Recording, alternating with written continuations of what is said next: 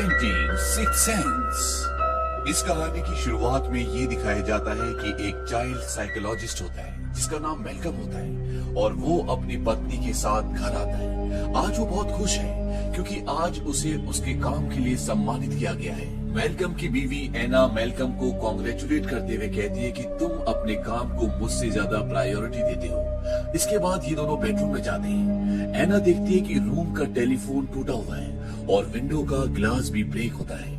Malcolm को bathroom में किसी के होने का एहसास होता है। मेलकम बाथरूम की तरफ जाता है और उसे वहाँ पर एक आदमी दिखता है जिसने अपनी शर्ट और पैंट उतारी हुई होती है। मेलकम उसे कहता है कि तुम ऐसे किसी के घर में नहीं घुस सकते। वो आदमी मेलकम को चिल्लाकर पूछता है, क्या तुम अपने पेशेंट को भी याद नहीं रखते? दरअसल ये मेलकम का एक पेशेंट होता है। जब ये छोटा था इसे हेल्यूसिनेशन की बीमारी थी और बहुत याद करने के बाद मेलकम को याद आता है कि इसका नाम विंसेंट ग्रे है। जब ये छोटा था तो ये मेलकम का पेशेंट था। विंसेंट उसे बताता है कि आज उसकी जो भी हालत है उसके पीछे मेलकम जिम्मेदार है। मेलकम विंसेंट को शांत करने की कोशिश करता है लेकिन विंसेंट की दिमागी हालत ठीक नहीं होती और इससे पहले कि मेलकम विंसेंट को कुछ समझा पाता, विंसेंट मेलकम को गोली मार देता है और अपने आप को भी गोली मार देता है। अगले दिन ये दिखाते हैं कि मेलकम घर के बाहर बेंच पर बैठकर विंसेंट की केस फाइल चेक कर रहा होता है। तभी सामने के घर से एक 9 साल का बच्चा बाहर आता है। इस बच्चे का नाम कोल सीयर होता है और इसकी फाइल भी मेलकम के पास होती है। और जैसा कि मेलकम एक चाइल्ड साइकोलॉजिस्ट है तो ये मेलकम का अगला केस होता है। इस बच्चे को एंग्शियस एंजाइटी डिसऑर्डर होता है। इस बीमारी में इंसान इतना चिंतित और डर में होता है कि वो अपना कोई भी काम ठीक से नहीं कर पाता। मेलकम उस बच्चे के पीछे जाता है और ये दोनों एक चर्च में मिलते हैं। मेलकम कोल को अपना नाम बताता है और उसे बताता है कि आज कोल की उसके साथ अपॉइंटमेंट है। मेलकम कोल से बातें करते वक्त उसके हाथों पर चोटों के निशान नोटिस करता है। मेलकम कोल से पूछता है कि वो अपने खिलौनों से क्या बोल रहा था। दरअसल जब मेलकम यहाँ पर आता है और कोल पहले से यहाँ पर बैठा होता है तो कोल अपने खिलौने जो उसके सामने होते हैं उनसे कुछ बातें कर रहा होता है। कोल मेलकम की बात का जवाब लैटिन में देता है और उससे पूछता है क्या वो एक अच्छा डॉक्टर है। मेलकम कहता है कि उसे मेयर से अवार्ड मिला है। कोल मेलकम से पूछता है क्या हम दोबारा फिर मिलेंगे। मेलकम बोलता है कि अगर तुम्हें पसंद हो तो। इसके बाद वो दोनों वहाँ से चले जाते हैं। मेलकम रात को अपने घर पहुँचता है और वो देखता है कि उसकी बीवी सोई हुई है। वो उसे नहीं जगाता और सीधा बेसमेंट में जाता है और उस लाइन का मतलब जानने की कोशिश करता है जो कोल ने उसे चर्च में लैटिन भाषा में बोली होती है। और उस लाइन का मतलब होता है out of the depths I cry to you O Lord. इसके बाद अगली सुबह ये दिखाते हैं कि कोल अपने स्कूल जाने के लिए तैयार हो जाता है और जब वो ब्रेकफास्ट की टेबल पर बैठता है तो उसकी मॉम आती है और उसकी मॉम बोलती है कि तुमने अपनी टाई खराब कर दी और वो उसकी टाई निकालकर वॉशिंग मशीन में डाल देती है और दूसरी टाई लेकर आती है। और जब वो किचन में दोबारा आती है तो वो देखते हैं कि वहाँ पर सारे ड्रॉर खुले हुए होते हैं जिनमें से कुछ को वो कुछ ही देर पहले बंद करके गई होती है। और ये देखने के बाद वो हैरान हो जाती है। वो अपने बेटे से बोलते हैं क्या तुम कुछ ढूंढ रहे थे? वो कहता है कि पॉप टार्ट। उसकी मॉम कहती है कि पॉप टार्ट वहाँ पर है लेकिन अभी भी वो अपने बेटे को बहुत ध्यान से और बहुत हैरानी से देख रही होती है। तभी कोल बोलता है कि मॉम आप क्या देख रही हैं? आप मेरे बारे में कुछ बुरा तो नहीं सोच रही? उसकी मॉम बड़े प्यार से कोल को बोलती है कि मैं तुम्हारे बारे में कुछ भी बुरा नहीं सोच रही। तभी वहाँ पर कोई घंटे बजाता है। कोल बोलता है कि मेरा दोस्त आ गया और वो चला जाता है। वहाँ पर टेबल पे दिखाया जाता है कि एक हाथ का गीला निशान होता है जो अपने आप ही गायब होना शुरू हो जाता है। इसके बाद कोल स्कूल पहुंच जाता है और स्कूल के बाहर वो अकेला खड़ा होता है जैसे वो स्कूल के अंदर जाना ही नहीं चाहता। लेकिन वो फाइनली स्कूल के अंदर चला जाता है और जब वो घर आता है तो वो देखता है कि उसकी मॉम के सामने मेलकम जो कि बच्चों का साइकियाट्रिस्ट है वो बैठा होता है। कोल की मॉम उसे बोलती है कि मैं तुम्हारे लिए पैनकेक बनाकर लाती हूँ और वो वहाँ से चली जाती है। और अब कोल के सामने मेलकम बैठा होता है। वो बोलता है तुम बैठना चाहोगे? कोल ना में सर जाता है। वो बोलता है तुम बात करना चाहोगे? वो फिर भी ना में सर जाता है। इसके बाद मेलकम कोल को बोलता है कि मैं तुम्हारे साथ एक माइंड गेम खेलना चाहता हूँ। मैं वो बताऊंगा जो तुम्हारे माइंड में चल रहा है और अगर मैंने सही बताया तो तुम एक कदम आगे आओगे और अगर मैंने गलत बताया तो तुम एक कदम दरवाजे की तरफ जाओगे और अगर तुम पहले दरवाजे की तरफ पहुंच गए तो तुम बाहर जा सकते हो लेकिन अगर तुम पहले इस चेयर तक पहुंचे तो तुम्हें बैठना होगा। कोल हाँ में सर हिलाता है और इसके बाद मेलकम उसे बताते हैं कि जब तुम्हारी मॉम और डैड का डाइवोर्स हुआ तो तुम्हारी मॉम मेरे जैसे एक डॉक्टर से मिली पर उसने मदद नहीं की और इसलिए तुम्हें ऐसा लगता है कि मैं भी तुम्हारी मदद नहीं करूंगा।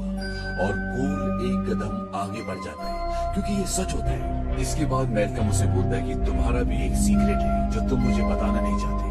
और कोल एक कदम और आगे बढ़ जाता है और धीरे धीरे वो चेयर तक पहुंच जाता है। और अब मेलकम उसे बोलता है कि तुम्हारे हाथ में जो घड़ी है वो तुम्हारे डैड ने तुम्हें जाने से पहले दी थी और ये गलत होता है। वो बोलता है कि ये ड्रॉर में थी और कोल एक कदम पीछे चला जाता है। इसके बाद मेलकम उसे बोलता है कि तुम एक अच्छे स्टूडेंट हो और तुम्हें स्कूल में कोई प्रॉब्लम नहीं है। और वो एक कदम और पीछे जाता है। कोल उसे बताता है कि हमें स्कूल में एक ड्राइंग बनाने के लिए कहा था, जो भी हम चाहें। और मैंने एक आदमी की ड्राइंग बनाई जिसमें दूसरा आदमी उसे स्क्रू ड्राइवर से मार रहा था। मेलकम बोलता है तुमने टीवी में देखा।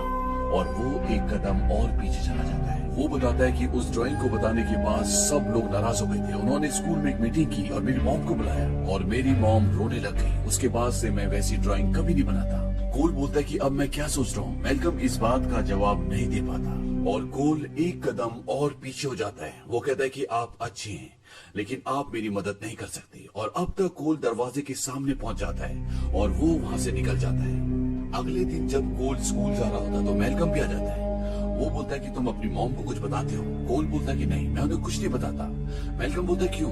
कोल कहता है कि वो मुझे एक आम लड़का नहीं समझती और अगर मैं उन्हें सब कुछ सच बता दूंगा तो वो मुझे पागल समझेंगी। इस बात पे मेलकम उसे समझाता है। वो कहता है कि तुम पागल नहीं हो और अगर तुम्हें कोई ऐसा बोलता भी है तब भी उसकी बातों पे यकीन मत करना। इसके बाद जब कोल घर आ जाता है तो मेलकम भी उसके साथ होता है और वो बोलता है कि तुम्हें पता है कि फ्री एसोसिएशन राइटिंग क्या होता है। वो कहता है नहीं। मेलकम बताता है कि इसमें तुम्हारे हाथ में एक पेन होता है और तुम्हें कुछ भी लिखना होता है बिना सोचे समझे। इससे तुम्हारे अंदर की कुछ ऐसी बातें, कुछ ऐसी चीजें सामने आ जाती है जिसके बारे में तुम खुद भी कभी कुछ नहीं जानते। मेलकम कोल से बोलता है क्या तुमने कभी ऐसी राइटिंग की है। कोल बोलता है हाँ। मेलकम पूछता है तुमने क्या लिखा था।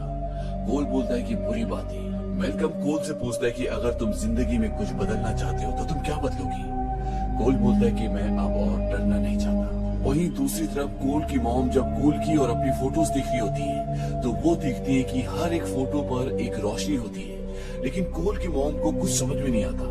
अब कोल एक बार फिर से स्कूल जाता है और स्कूल में उनका हिस्ट्री का टीचर उन्हें हिस्ट्री पढ़ा रहा होता है और वो बताता है कि इस शहर की हर एक चीज में एक इतिहास छुपा हुआ है, यहाँ तक कि इस बिल्डिंग में भी। वो बोलता है कोई बता सकता है कि इस बिल्डिंग का इतिहास क्या है। तभी कोल अपना हाथ उठाता है और वो बोलता है कि यहाँ पर लोगों को फांसी दी जाती थी। कोल का टीचर बोलता है कि ऐसा कुछ नहीं था, ये एक कोर्ट था जहाँ पर बहुत सारे वकील रहते थे। कोल बोलता है कि वही लोग लोगों को फांसी देते थे। कोल का टीचर ये सुनकर उसको हैरानी से देख रहा होता है। कोल बोलता है कि मुझे ऐसे मत देखो, आप जब स्कूल में थे तब आप हकलाते थे और तब भी आप लोगों को ऐसे ही देखते थे। और इसके बाद वो उनको बोलता है कि आप हकलाने वाले थे। ये बात सुनकर कोल का टीचर सच में हकलाने लगता है। वो बोलता है कि तुमको ये बात किसने बताई। लेकिन कोल लगातार उसको यही बोल रहा होता है। तभी उसका टीचर उसके डेस्क पे एक पंच मारता है और बोलता है कि तुम पागल हो। वहीं दूसरी तरफ ये दिखाते हैं कि मेलकम जब घर जाते हैं तो वो देखते हैं कि उनकी बीवी एंटी डिप्रेशन की दवाई खा रही होती है और इस बात से वो परेशान हो जाती है।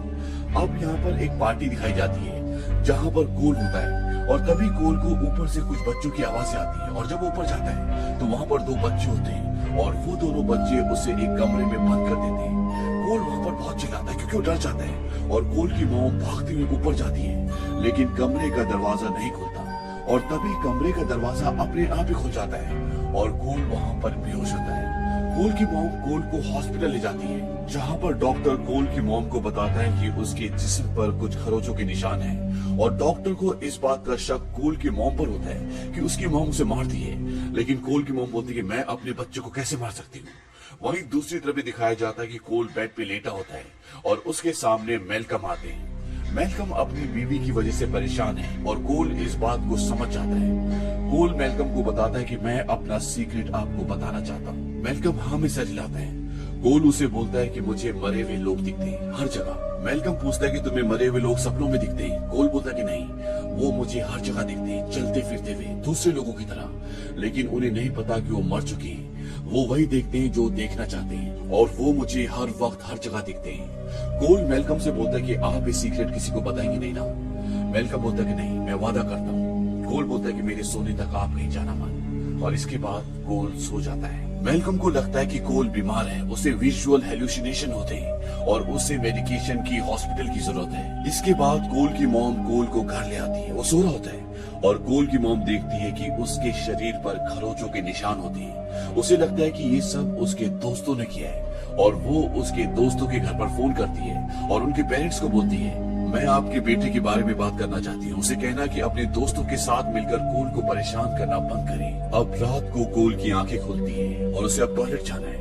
वो बहुत डरते हुए टॉयलेट तक पहुँचता है और जब वो टॉयलेट कर रहा होता है तो उसे लगता है कि उसके पीछे से कोई निकला है। और जब कोल किचन में जाता है तो वहाँ पर एक औरत काम कर रही होती है और वो कोल को देखकर चिल्लाती है। वो कहती है, you can not hurt me anymore, you are a terrible husband.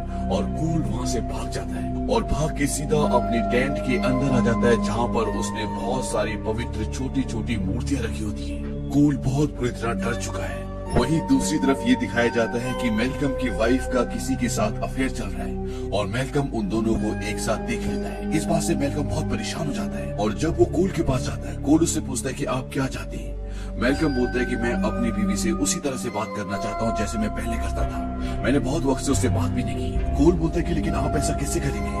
Malcolm बोलता है कि मैं अब से तुम्हारा डॉक्टर नहीं हूँ, मैं अपनी फैमिली की तरफ ध्यान देना चाहता हूँ। कोल बोलता है कि प्लीज आप मुझे मत छोड़िए, सिर्फ आप ही मेरी मदद कर सकते हैं। कोल बोलता है कि आपको मेरे सीक्रेट भी यकीन है ना जो मैंने आपको बताया था। मेलकम बोलता है कि मैं इसका जवाब नहीं दे सकता। इस बात से कोल को बहुत दुख होता है क्योंकि वो समझ जाता है कि मेलकम को उसकी बात पे यकीन नहीं है। कोल उसे बोलता है कि अगर तुम्हें मेरी बात पे यकीन नहीं है तो तुम मेरी मदद कैसे कर सकते हैं। इसके बाद मेलकम अपने घर के बेसमेंट में आ जाता है और वहाँ पर वो विंसेंट के कुछ ऑडियो रिकॉर्डिंग सुनता है। विंसेंट मेलकम का वही पेशेंट होता है जिसने इस कहानी की शुरुआत में उसे गोली मारी थी और विंसेंट का और कोल का केस लगभग एक जैसा होता है। अब उसे उस रिकॉर्डिंग में एक स्पेनिश आवाज सुनाई देती है और उसमें वो बोलता है, योर नो क्यूरो मुरीन, मतलब मैं मरना नहीं चाहता। ये सुनने के बाद मेलकम कोल से मिलने के लिए चर्च आता है। वो वहाँ पर कोल से पूछता है कि जो तुमने मुझे बताया था कि तुम्हें मरे हुए लोग दिखते हैं, वो तुमसे क्या चाहते हैं। कोल बोलता है कि वो हमेशा मुझसे मदद मांगते हैं। मेलकम कहता है कि बिल्कुल ठीक, और मैं उनको वापस पहुंचाने का रास्ता जानता हूँ। कोल बोलता है कैसे। वो कहता है कि उनकी बात सुनो, उनकी मदद करो। कोल कहता है कि अगर उन्हें मदद ना चाहिए हो तो, वो गुस्से में दूसरों को नुकसान पहुंचाना चाहे तो। और इसके बाद मेलकम वहाँ से चला जाता है और वो अपने घर आता है और वो देखता है कि वही लड़का जो बार बार उसकी बीवी से मिलने आता है वो उसके घर से निकल रहा होता है। इस बात से मेलकम को दुख होता है। वहीं दूसरी तरफ ये दिखाया जाता है कि कोल अपने टेंट में सो रहा होता है। तभी उसको अपनी मॉम की आवाज आती है और वो भागता हुआ अपनी मॉम के कमरे में जाता है और वो देखता है कि उसकी मॉम सपने में कुछ न कुछ बोल रही होती है क्योंकि वो अपने बेटे के लिए परेशान है, उसकी मदद करना चाहती है। कोल अपनी सोई हुई मॉम का सर सहलाता है और बोलता है कि मॉम प्लीज सो जाओ। इसके बाद उसकी मॉम शांत हो जाती है और वो वापस अपने टेंट के पास आ जाता है। तभी उसके मुंह से भाप निकलना शुरू हो जाती है, यानी कि वहाँ का वातावरण ठंडा हो जाता है और जब भी मरे हुए लोग आसपास होते हैं तो वहाँ पर ठंड पड़ना शुरू हो जाती है। इस बात से कोल डर जाता है और वो जल्दी से अपने टेंट के अंदर चला जाता है और तभी वो देखता है कि उसके सामने एक लड़की बैठी होती है। कोल इस बात से डर जाता है और वहाँ से भागता है, लेकिन कुछ ही पलों के बाद वो वापस आता है और वो उससे पूछता है, क्या तुम मुझे कुछ बताना चाहती हो। और इसके बाद ये दिखाया जाता है कि अगली सुबह कोल और मेलकम उसी लड़की के घर जाते हैं और वहाँ पर उसकी शोक सभा में बहुत सारे लोग होते हैं। कोल और मेलकम ऊपर उसके कमरे की तरफ जाते हैं और कमरे के अंदर जाने से पहले कोल मेलकम को बोलता है कि आप घर मत जाइएगा। मेलकम बोलता है कि मैं यही रहूंगा और कोल उस कमरे के अंदर दाखिल हो जाता है। वहाँ पर कोई नहीं होता और तभी उसके पैर पर कोई हाथ लगाता है और कोल डर के नीचे बैठ जाता है और वो देखता है कि बेड के नीचे वही लड़की होती है जो रात को उसके कमरे में आई थी। उसके हाथ में एक बॉक्स होता है और अब कोल उस बॉक्स को लेके नीचे आता है और वो उस लड़की के डैडी को बॉक्स देता है और वो कहता है कि आपकी बेटी आपको कुछ बताना चाहती है। और बॉक्स देने के बाद वो वहाँ से चला जाता है और जब वो बॉक्स खोलते हैं तो उस बॉक्स के अंदर एक वीडियो टेप होता है और जब उस वीडियो टेप को चलाया जाता है तो वो लड़की जिसकी आत्मा कोल से मिलने उसके घर आई थी और जिस आत्मा ने उसको ये बॉक्स दिया है उसकी मॉम उसके खाने में जहर मिलाती है और जिसकी वजह से उसकी मौत हो जाती है। और अब उस लड़की के डैड को पूरा सच पता चल जाता है और कोल के ऐसा करने से कोल ने उस लड़की की छोटी बहन की जान बचा ली होती है क्योंकि अगर उसके डैड को ये सच पता ना चलता तो उसकी मॉम उसकी छोटी बहन को भी जहर देकर मार देती। अब यहाँ पर कोल ये सब करने के बाद आत्माओं के साथ रहना, उनसे बात करना सीख जाता है। अब वो उनसे नहीं डरता और इसी की वजह से अब वो स्कूल में भी अच्छे से रहता है और उसे एक प्ले में हिस्सा भी मिलता है और इस प्ले को करने के बाद वो बहुत खुश होता है। कोल की जिंदगी से अब डर निकल चुका है प्ले के बाद कोल मेलकम से मिलता है। मेलकम बोलता है कि तुमने प्ले में बहुत अच्छा काम किया। कोल बहुत खुश है। कोल उसे बोलता है कि मैं जानता हूँ कि तुम अपनी पत्नी से कैसे बात कर सकती हो। जब वो सो रही होंगी तब आप उनसे बात कर लेना और उन्हें पता भी नहीं चलेगा। मेलकम बोलता है ठीक है, हम कल मिलेंगे, और मेलकम वहाँ से चला जाता है। इसके बाद कोल अपनी मॉम के साथ गाड़ी में जा रहा होता है और रास्ते में बहुत ट्रैफिक होता है क्योंकि वहाँ पर एक एक्सीडेंट हुआ होता है। और कोल अपनी मॉम को बताता है कि मैं अपना सीक्रेट आपके साथ शेयर करना चाहता हूँ। उसकी मॉम बोलती है कि तुम्हारा सीक्रेट क्या है? वो बताता है कि मैं मरे हुए लोगों को देख सकता हूँ और यहाँ पर एक औरत का एक्सीडेंट हुआ है जिसके सर पे चोट लगी है। कोल की मॉम बोलती है क्या तुम उसे देख सकते हो? और वो भी इधर उधर देखना शुरू कर देती है और वो बोलती है कि वो कहाँ है? कोल बोलता है कि मेरी खिड़की के पास। दरअसल वो एक आत्मा होती है और कोल उसे देख पा रहा होता है, लेकिन कोल की मॉम उसे नहीं देख पा रही होती है। कोल अपनी मॉम से पूछता है क्या आप मुझे पागल समझती हैं? कोल की मॉम बोलती है कि मैं ऐसा सोच भी नहीं सकती। कोल बताता है कि जो मुझे खरोंचे चोटी लगती थी वो वही घोस्ट थे जो मुझे दिखते थे, वो मुझे परेशान करते थे। लेकिन अभी भी कोल की मॉम को उस पर पूरी तरह से विश्वास नहीं होता। और इसके बाद कोल अपनी मॉम को एक ऐसी बात बताता है जो सिर्फ उसकी मॉम को पता होती है। कोल अपनी मॉम से बोलता है कि जो पेंडेंट आपको ड्रॉर में मिला था, जो आपकी अलमारी से किसी ने निकाल लिया था, वो मैंने नहीं निकाला था बल्कि वो ग्रैंड मदर ने निकाला था, क्योंकि वो पेंडेंट उन्हें बहुत पसंद था और इस बात के लिए ग्रैंड मदर ने आपको सॉरी कहा है। कोल की मॉम बोलती है कि वो मर चुकी है, ऐसा नहीं हो सकता। इसके बाद कोल अपनी मॉम को उनके और अपनी ग्रैंड मदर के बीच में बचपन की कुछ ऐसी बातें बताता है जो सिर्फ कोल की मॉम को और उसकी ग्रैंड मदर को ही पता थी। और वो ये भी बोलता है कि जहाँ पर ग्रैंड मदर को दफन किया था वहाँ पर आप गई थी और आपने उनसे एक सवाल पूछा था और इसका जवाब है हर रोज। वो अपनी मॉम से पूछता है कि आपने क्या सवाल किया था? उसकी मॉम बोलती है कि मैंने पूछा था कि क्या आप मुझे प्यार करेंगी। और इसके बाद कोल की मॉम को कोल पे विश्वास हो जाता है कि वो सच बोल रहे हैं और वो दोनों एक दूसरे के गले लगकर बहुत रोते हैं। वहीं दूसरी तरफ मेलकम अपने घर जाता है। उसकी बीवी सोई हुई होती है और वो सोई सोई में बोलती है आई मिस यू। मेलकम बोलता है आई मिस यू टू। उसकी बीवी बोलती है कि तुम मुझे छोड़कर क्यों चले गए? मेलकम बोलता है कि मैंने तुम्हें कभी नहीं छोड़ा। और तभी मेलकम के सामने एक रिंग लुढ़कती हुई आती है और ये रिंग मेलकम की रिंग होती है जो उसकी शादी की रिंग होती है। और वो अपने हाथ में देखता है कि उसके हाथ में रिंग नहीं होती, लेकिन उसकी बीवी के हाथ में रिंग होती है।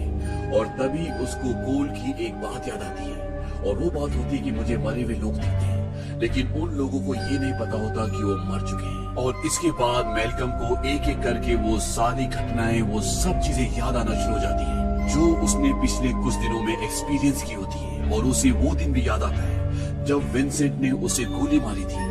दरअसल मेलकम जिंदा होता ही नहीं है, वो एक आत्मा होती है और उसे इस बात का भी एहसास होता है कि इसीलिए उसकी बीवी डिप्रेशन की गोलियां खा रही थी, इसीलिए वो किसी और के साथ रिलेशनशिप में चली गई होती है, क्योंकि मेलकम जिंदा होता ही नहीं है। मेलकम एक बार फिर अपनी बीवी के पास बैठता है। वो बोलता है कि मुझे यहाँ पर कुछ काम था, मुझे किसी की मदद करनी थी और मैंने मदद की और मैं तुमसे भी कुछ कहना चाहता था। वो अपनी बीवी को आई लव यू कहता है और कहता है अब मुझे जाना होगा, तुम सो जाओ, कल सुबह सब कुछ बदल जाएगा। और मेलकम को अपनी शादी का लम्हा याद आता है और इसी के साथ ये फिल्म, ये कहानी यहीं पर खत्म हो जाती है। ये फिल्म सन 1999 में रिलीज हुई थी। ये एक बहुत ही कामयाब फिल्म थी। इस फिल्म का टोटल बजट था $40 मिलियन और इस फिल्म ने कमाई की थी $673 मिलियन की। इस फिल्म को 40 अलग अलग कैटेगरीज में, अलग अलग अवार्ड्स में नॉमिनेट किया गया था और इस फिल्म ने जीते थे 16 अवार्ड्स, जिसमें से इस फिल्म के 6 नॉमिनेशन ऑस्कर में भी थे। हालांकि इस फिल्म ने ऑस्कर नहीं जीता, लेकिन ये 1999 की एक शानदार फिल्म थी। उम्मीद करते हैं कि ये फिल्म, ये कहानी आपको पसंद आई होगी।